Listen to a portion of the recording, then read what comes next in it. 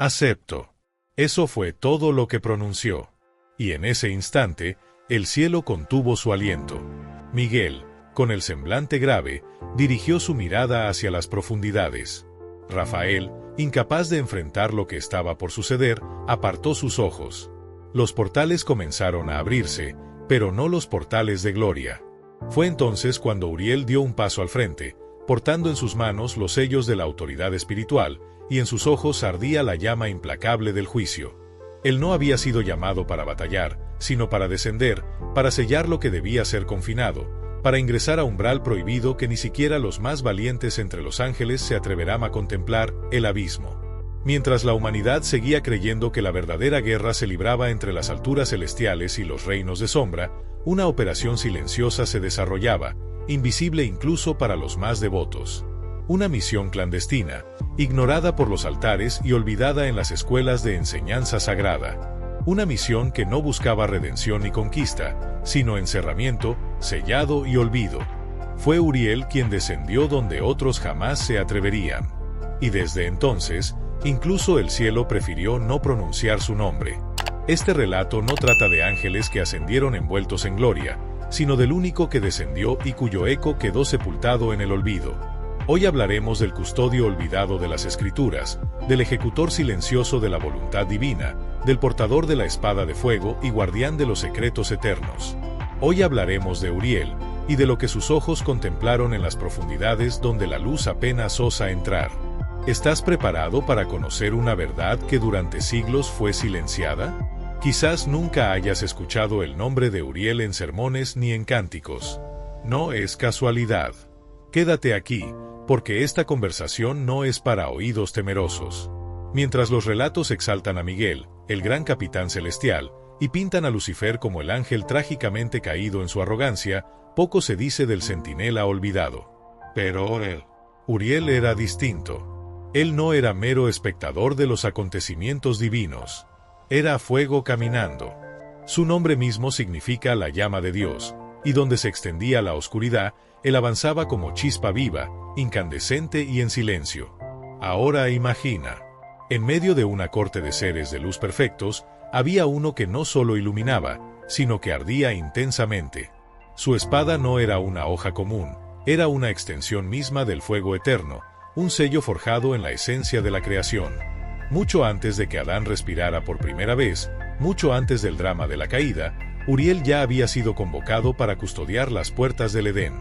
Un detalle que pocos mencionan, apoyado en textos antiguos que hoy yacen olvidados, pero que nos revelan un cuadro muy distinto al que enseñan. Mientras el primer hombre aún era un suspiro en la mente divina, Uriel ya vigilaba el jardín con ojos capaces de penetrar más allá de la forma y del tiempo. ¿Qué lo hacía tan singular entre las huestes celestiales? No era su fuerza ni su esplendor. Era su capacidad para mirar al abismo sin perderse en la locura. Un atributo temido, respetado y, a la vez, incomprendido. Decían los susurros entre los ángeles, porque sí, incluso en el reino eterno los ecos corren, que Uriel podía escuchar el clamor de los sellos antes de que fueran rotos. No era un talento que se buscara, sino un peso que pocos soportaban. Algunos lo llamaban don, otros lo veían como una condena.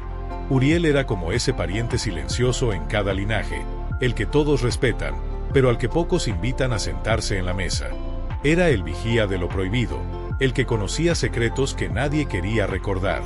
El custodio de horrores sellados en los rincones más profundos de la existencia. Y es precisamente aquí donde surge la gran pregunta. ¿Por qué su nombre fue borrado de la memoria colectiva, mientras otros fueron celebrados? Quizás porque su historia no habla de ascensos gloriosos, sino de un descenso implacable. Un ángel que baja no trae consuelo, sino inquietud. Mucho más aún cuando desciende con la autoridad y los sellos del cielo en su poder. Uriel no solo aceptó esta carga, la abrazó, llevando en sus ojos el peso de los misterios ardientes. Secretos que no podían ser compartidos, verdades demasiado abrasadoras para ser contadas. Decían que su sola presencia purificaba no solo los actos, sino las intenciones ocultas del corazón. Cada vez que Uriel pisaba un lugar, hasta los ángeles más ilustres guardaban silencio. No era temor, era reverencia ante aquello que no podían comprender plenamente. Si Miguel era el guerrero de la luz, y Rafael el sanador de las heridas, Uriel era el ejecutor de las órdenes selladas, el que veía la corrupción aún antes de que germinara. Y aquí, querido oyente, es donde entramos en terreno peligroso. Porque si Uriel podía contemplar las tinieblas sin ser consumido, ¿qué sucedería cuando fuese enviado directamente al corazón de esas sombras? Fue en un tiempo oculto, entre los relatos del Génesis y los fragmentos de escrituras olvidadas, cuando la tragedia tomó forma. Anjos, sí, seres de luz creados para custodiar el orden, dirigieron su mirada hacia la tierra. Y no fue la vastedad del firmamento ni la maravilla de la creación lo que capturó su atención, sino las hijas de los hombres. 200 de ellos, liderados por nombres que los labios temen pronunciar, sellaron entre sí un pacto prohibido. Abandonaron sus deberes y tomaron esposas humanas. El resultado fue devastador. Los Nefilim, criaturas colosales, deformaciones vivientes del diseño original. Eran seres tan monstruosos que ni las narrativas más fantásticas del cine moderno se atreven a describir su verdadero horror. La tierra se estremeció, y no de admiración, sino de terror. La armonía natural fue desgarrada por aquellos que deberían haberla protegido. Estos seres, conocidos como vigilantes, en vez de velar por la humanidad, se dejaron seducir por ella. Su caída dejó cicatrices tan profundas que incluso el libro de Enoc, ese texto antiguo relegado al olvido, registró con dolor el colapso espiritual. ¿Y adivinas quién reapareció en esa historia? Así es, cuando la corrupción alcanzó su clímax, el Altísimo decretó prisión eterna hasta el día del juicio. Directo y sin negociaciones. Pero aquí surge la pregunta que pocos se atreven a hacer. ¿Quién se atrevería a llevar a cabo semejante sentencia? ¿Quién sería capaz de enfrentar a 200 ángeles caídos, envueltos en ira y poder corrompido? Miguel, el invencible, declinó. Rafael, el protector, dudó. Gabriel, el mensajero, guardó silencio. Y entonces, todas las miradas se dirigieron hacia el único que nunca había desviado su vista de las profundidades. Uriel, sin pronunciar palabra, sin exigir reconocimiento, aceptó la misión prohibida. Alguien tenía que cargar los sellos celestiales y sellar a los transgresores, y él sabía que su destino estaba entrelazado con ese acto solitario y definitivo. Esta vez, la espada flameante no era suficiente. Uriel llevaba algo aún más severo. Una autoridad absoluta, una orden irrefutable. Al ver a Uriel, los ángeles caídos no blandieron armas, no rugieron en desafío. Algunos cayeron de rodillas, otros derramaron lágrimas amargas. Pero el decreto no dejaba espacio para la misericordia. Desde lejos, otros ángeles contemplaban la escena, incapaces de acercarse. Tal vez por miedo, tal vez por vergüenza. Porque cuando uno de los nuestros cae, siempre resulta más sencillo mirar hacia otro lado. Pero Uriel no miraba hacia otro lado. Uriel descendía. Y en su descenso, algo comenzó a cambiar en su esencia.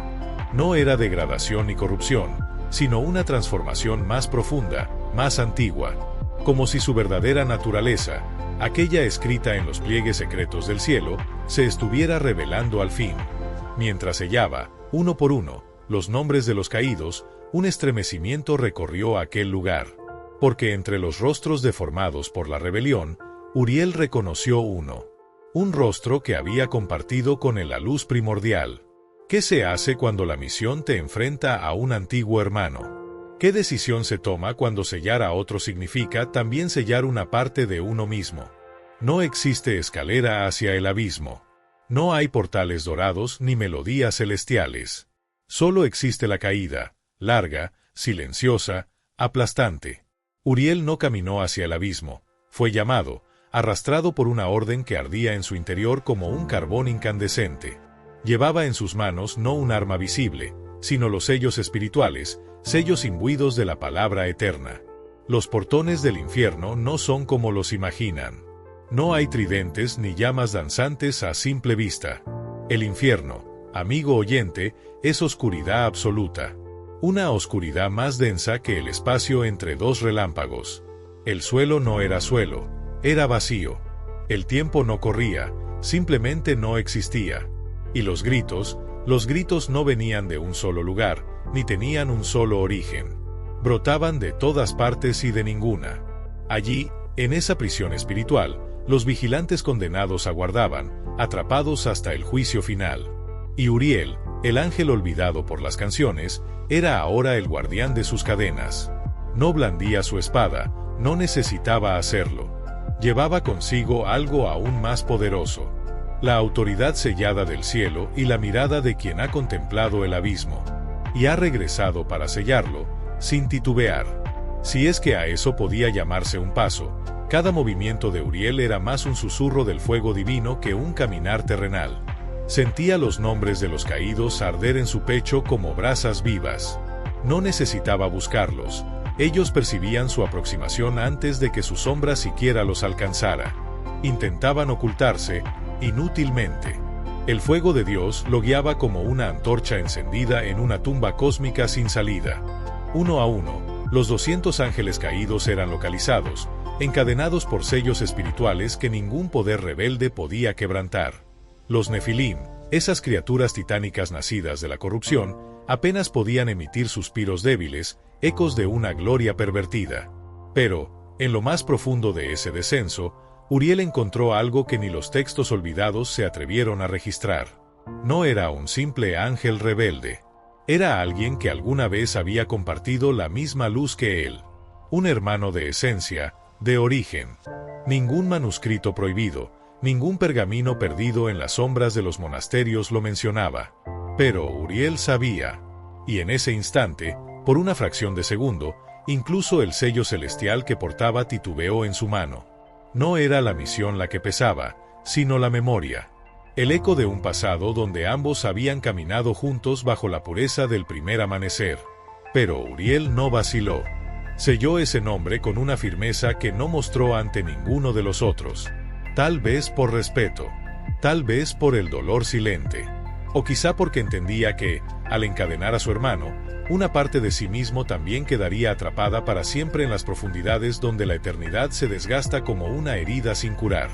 Uriel comenzó a comprender que su misión prohibida era mucho más que un simple acto de obediencia. Era un llamado personal, una marca espiritual que lo ligaba irrevocablemente al secreto más oscuro del abismo.